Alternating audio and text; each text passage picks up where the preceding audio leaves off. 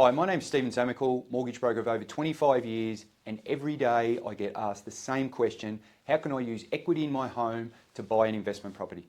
So let me take you through exactly the strategy I've set up called the leverage loan. Now, typical example, person might have a home worth $1 million. They've got an outstanding loan on their home of $300,000. So this is loan number one, which is the home loan. Now, you can draw equity up to 80% LVR without paying mortgage insurance. So LVR stands for loan to valuation ratio. Now, the loan you've got is $300,000. We can take this up to 80%. So what we can set up is loan number two. Now, 80% of $1 million is $800,000. So $800,000 is what you can go up to as a loan limit to draw equity on your home without paying mortgage insurance. You can actually go up to 90%. But most people, we go up to 80%, so you avoid this mortgage insurance cost. So loan number two, part of the system that I've built called the leverage loan, I wrote a book on it called The Investment Property Plan, fortunately became an Amazon bestseller based on this strategy. So the leverage loan number two gives you the buffer and your cost deposit to buy an investment property. Now in this example, you've got the limit that you can go up to of $800,000. We deduct the $300,000. This loan here can be $500,000. So it's the difference between the $300,000 and the $800,000, which is your leverage loan.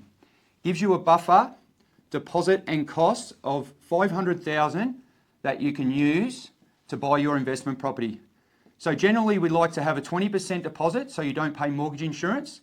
So of that $500,000 limit, so what we do, we set this loan up as an interest only loan so you don't pay interest while you've got this loan set up.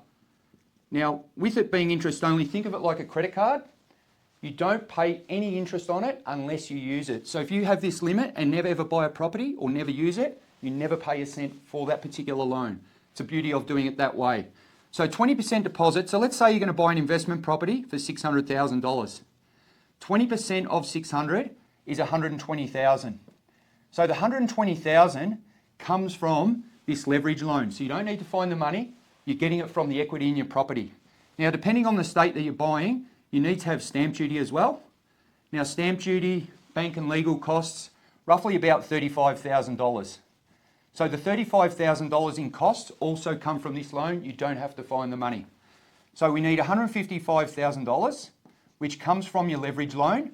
You're still left with a buffer of $345,000. Now, the beauty of this setup, you don't have to find the money, and the $345,000 will help make the repayments for this loan, which is loan number three, to buy the property.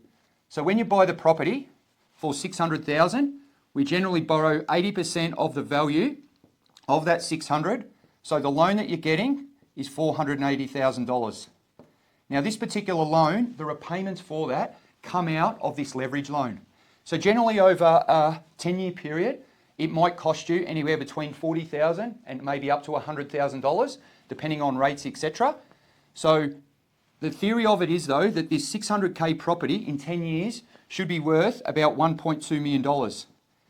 Now, it grows generally double every 10 years, give or take, but the $600,000 you make, the repayments on this, which are coming out of here, if it even costs you $100,000 and we take the 100 off this, your property would have made you 600, so 600K profit, but if you deduct the 100 off here, you're still 500 ahead. So people say, is that a great deal? Of course it is. So then people understand this, go and buy a second investment property, which again, you can get from this 500K, because you've only used 155, potentially up to 100. Now, often people are only spending 40 or 50,000 in here, because rates, when they're not at the highest level, the rent goes up, usually cash flow positive after about 5 years. So what happens is this actually gets paid off, generally anywhere from 15 to 25 years.